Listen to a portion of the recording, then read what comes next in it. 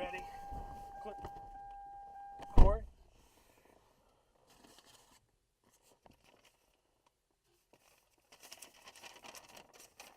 My beloved Michael, the last few months have been nothing less than amazing. I'll never forget the times we had, from the beginning, where we always yelled at each other, to almost murdering Corey in the interrogation, even to us having a little bit of Netflix and chill. But unfortunately, our time has come to where we must go separate ways. It'll only be for a little while, but no, I'll always be thinking of you every waking moment. Please, wait for me. Love, Glenjamin.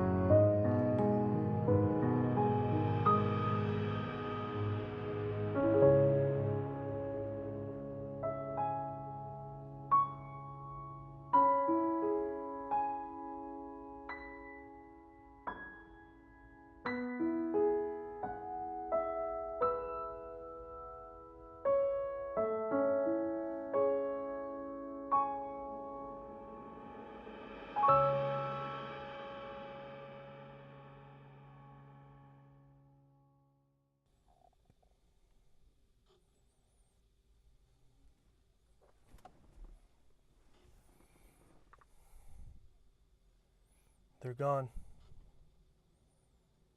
I didn't think it would end this way.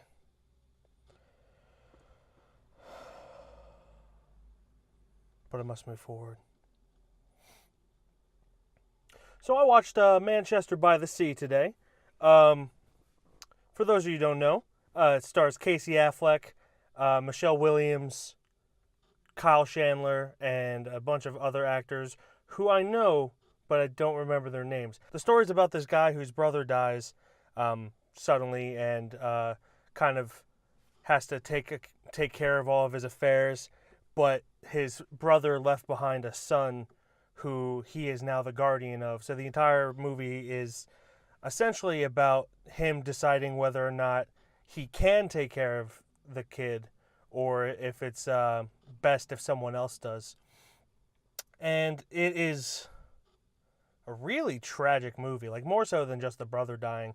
I don't want to get too into it because I don't want to ruin it for you, but it is a very sad and it's a very sad movie. I don't know how else to put it. The thing that definitely stands out in this movie is the acting. All across the board, the acting is phenomenal. Casey Affleck at probably his best role. Michelle Williams is always great. Kyle Chandler is pretty good. The kid who plays Patrick, he's really good as well. And it's definitely a film that is carried by its acting. The story's good. It's just not phenomenal, I guess. It's not a very original. The reason it's not original is because it's something that people go through every single day. It's not just, something that's made up by some writer in a room. It's something that's very relatable to anyone that has lost anyone at any point in their life, which is essentially everyone for the most part. It's written and directed by Kenneth Lonergan, and you could tell this was definitely a passion project of his. It's a fantastic directorial movie with great acting, like I said. It's a very understated movie. I know I say that a lot for a lot of movies, but it really is understated. And it's very emotional, extremely emotional. The situations that the characters are put in are essentially among the worst that humans in today's world can be put through, and it's just heartbreaking to watch. My number one complaint about the movie is that it was kind of felt unfinished in a way.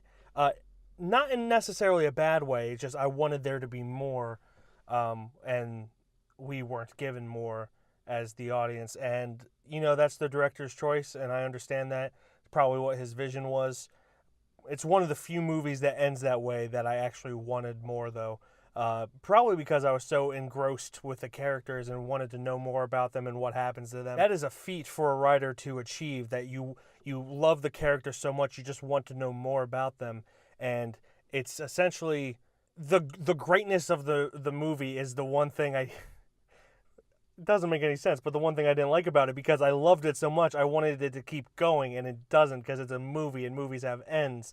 But that's how great these characters are. You want to know more about them. You want to get to know about them more. You want to learn about them, see where they get to, because you care about them. You deeply care about them, and that is something that not many writers can do. So yeah, what do you have to say, Glenn?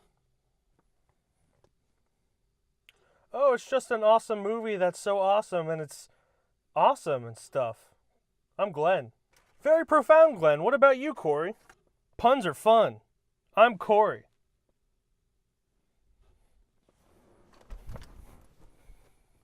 I'm sorry I put you through that.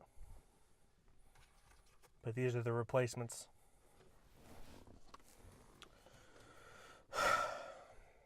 Anyway, for those of you who don't remember, we changed our rating system. We have skip it, which means not worth time or money, so skip it. Stream it, which means it's not worth money, but it's worth time, and you should check it out when it's on Hulu or Netflix. There's rent it, which means it's worth a couple bucks, Redbox, Blockbuster if you're lucky enough to be near one, and see it, worth the price of a movie ticket. I'm going to say see it. This is a great movie, and I look forward to seeing how it does this award season, because I don't doubt that it's going to be nominated for something. What about you, Glenn?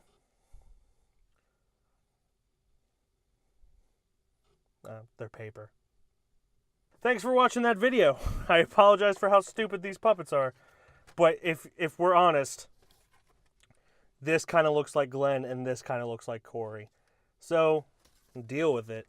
Over there, that's going to be last week's review, which was for Nocturnal Animals. Check out what we thought about that. And over there, that is yesterday's video, Thursday's video, which was Throwback Thursday. We watched, Glenn and I watched The Shop Around the Corner, see what we thought about that.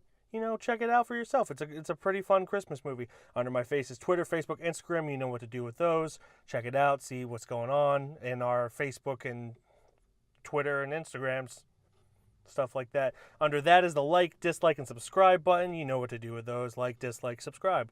Self-explanatory. And below that is the comment section. If you've seen Manchester by the Sea, tell me what you thought. I'm very interested to know what all you thought.